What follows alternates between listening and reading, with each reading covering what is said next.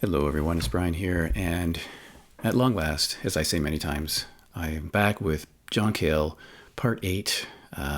Part 7 was quite a while ago now, and you may have thought that I have decided to dump this look at John Cale, but I'm going to soldier on. And so today we're going to look at the second of the so-called Island Trilogy records, and that is Slow Dazzle from 1975, released in March of 1975. Now, I'm also going to mention that this is well timed because in the last 7 to 10 days, I heard or saw the announcement that John Cale has a new record coming out in this year, which is really surprising to me because his last record was in 2023 and he's in his early 80s.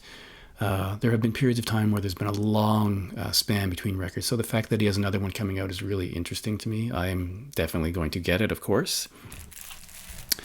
So Part 8, Slow Dazzle, second of the Island Years trilogies from 1975. This album is arranged and produced by John Cale. He plays piano, organ, clavinet, and of course, vocals. We have two guitarists here. We have Chris Spedding, who shows up for the first time with John Cale, and Phil Manzanera, who of course was on the last record. Bass by Pat Donaldson, drums by Timmy Donald and Jerry Conway, violin, electric piano by Chris Thomas, and once again, we have synthesizers by, it's credited to Eno, that's Brian Eno. So we have Eno and Manzanera appearing on two successive records, which I think is fine. It really works well. A curious thing about this record is that no singles were released, even though there are tracks on here that I think would have been perfectly acceptable as a single, but for some reason, none were released, which is a little, as I say, surprising. Now, when I first heard this record, in fact, when I first became aware of John Cale, you go through and you listen to things, and the thing that occurred to me is that is John Cale doing his best to try not to be pigeonholed? Because as you know, after the Velvet Underground, which is a very experimental avant-garde musical project, he recorded what could be described as a straight-up pop record. Then he recorded a really avant-garde kind of recording with Terry Riley, the Church of Anthrax. And then we have The Academy in Peril. We have had a lot of classical elements. We have the brilliant Baroque chamber music, I guess Baroque pop of Paris 1919. The album that preceded this was a full-on foray into rock stylings, and it was a bit abrasive. I would describe this record as being difficult. It's a combination of demented weirdness and tortured love songs. It showcases his brilliant sense of oddball pop melody. I find it dazzling and entrancing. Sure, it has some punk elements, it has some pop elements, it has just rock elements, it has some experimentation. It's angry, anxious, dark, disturbing, and sinister. And yet, having said all that, I would say it's calmer than Fear. So it's a step down from Fear in terms of in-your-face aggressiveness, perhaps. Now, the first track is a track that could have been a single, I think. It's called Mr. Wilson, and it's a tribute to Brian Wilson. So at the beginning, you get the sense he's singing this as a child. He sings, and it's true that Wales is not like California in any way. When I listen to your voice, you're still thousands of miles away. Now, I don't know if that's singing as a young man, or when he hears the voice, he thinks of California being thousands of miles away. It's a really lovely track in the sort of Baroque pop sensibility. It's very lovely. But Brian Wilson was not pleased, and that is because John Cale throws in some reference to Brian Wilson's drug use. So he sings, "Take your mixes, not your mixture. Add some music to your day. Don't believe the things they tell you. Don't let them get in your way." So Brian Wilson did not like that, but it is a really, really great song.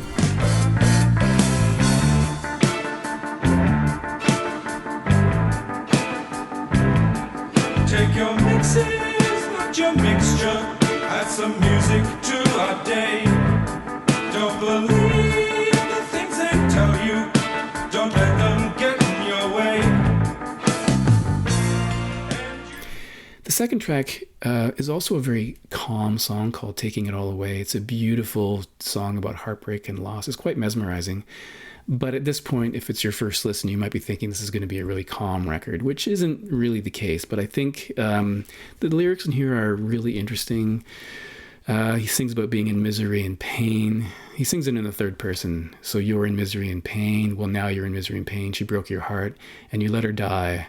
Well, that's your name and that's the game. So it's a really tragic kind of song. That's your name, and that's the game. 'Cause they're taking it all away. They're taking it all away. They're taking it all away.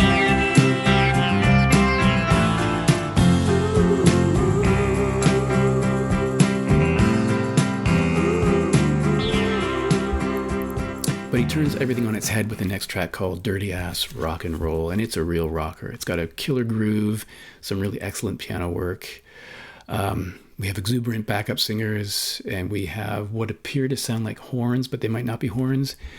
And the lyrics they harken back to some of the themes you hear in Fear, like this sort of sinister violence and unhinged feelings. Like we have, well, it's too damn early and your eyes are bleeding from the vicious bottle the night before.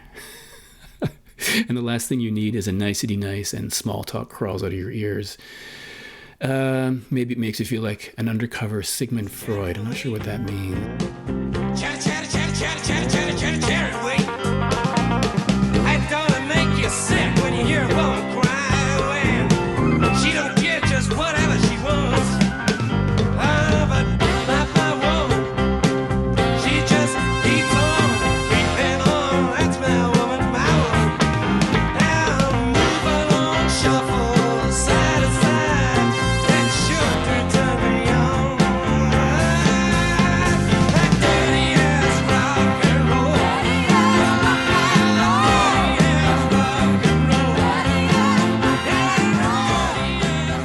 And then we come to a personal favorite of mine called Darling, I Need You. It's another of those songs of pain and heartbreak. You will hear this track later on in his career done as a solo piano performance, which I think is riveting. There are a couple of tracks from John Cale's career that became reinvented as these more quieter piano-based songs that are really signature songs. I think this is one of his signature songs, in my opinion. And not to suggest that the screams are gone from Fear. We have that screaming in Fear. It comes back on Roll a Roll. Maybe some of his best screaming at the end of the songs. Excellent guitar work. Again, some beautiful background singing, but Cale in a kind of psychotic feeling again. And what do these lyrics mean? You're sticking to me like a dirty joke, a creeping backstabber, or a hula hoop. You hit like a butcher with meat on fire. You love it or hate it, but you bury time.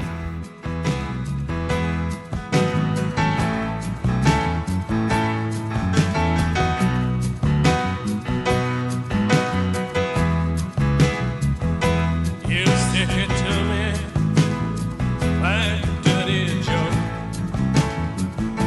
a creeping backstabber, or a hula hoop. You hit like a butcher with meat on fire. You love it or hate it, but you bury time. Roller, roller.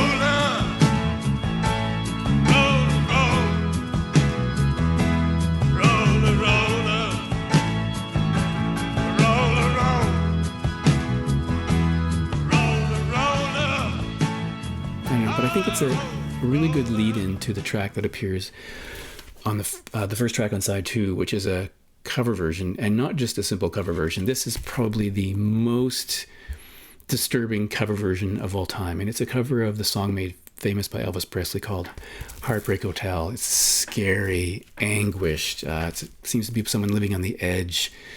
It kind of turns the Heartbreak Hotel into a haunted house. Possibly the most unhinged and demented, twisted, blood-chilling, brilliant cover version in history. It's got screaming. There's an unsettling atmosphere. There's violence in his voice. It has to be heard to be believed. It's really fascinating. One of the most amazing cover versions I've ever heard. The best cover version of that song I've ever heard. It's got a really slow, menacing pace as well, which is interesting. And there's an interesting Brian Eno synths going on there. Chilling delivery. I think it's really worth hearing. So that one has to be heard to be believed. Feeling so lonely, baby. Feeling so lonely, baby.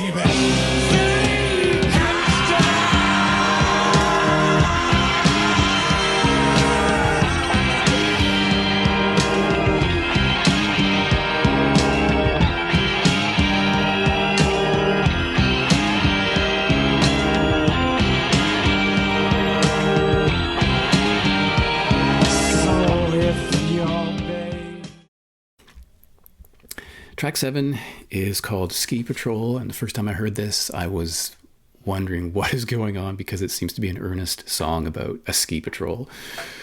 It works really well. It's a kind of a captivating song. It's kind of entrancing. It's got a good sound. By the way, if you want to know where the band Ski Patrol, the short-lived band, got its name, that's it. And if you want to know where the band Slow Dazzle got their name, this is also it. It's kind of absurd. It's an absurd song about a ski patrol. It's catchy. It's possibly a send-up.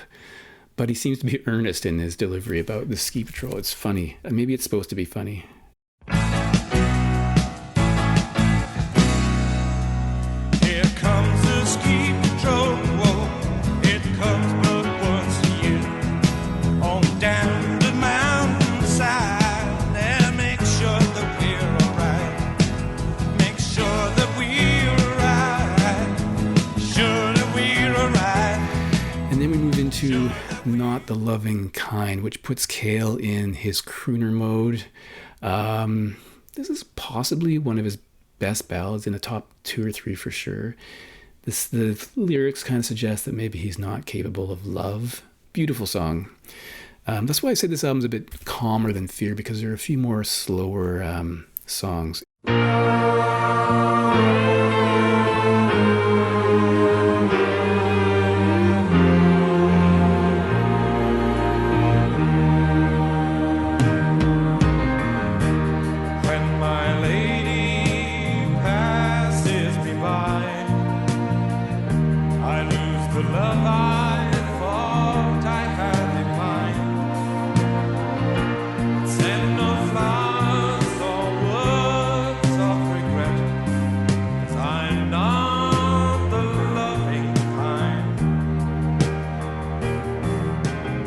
And then we move into perhaps the best track on the record, called Guts. And I made reference to this track in the video about the record June 1st, 1974.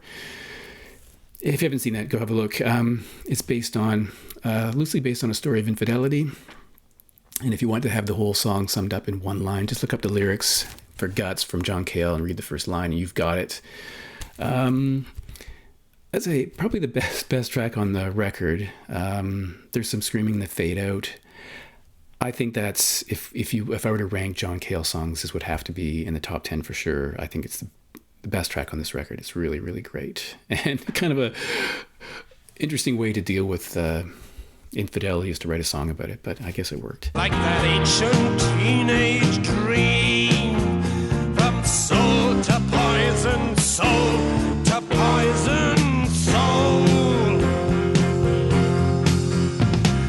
Guts, guts, got no guts, and stitches don't help at all.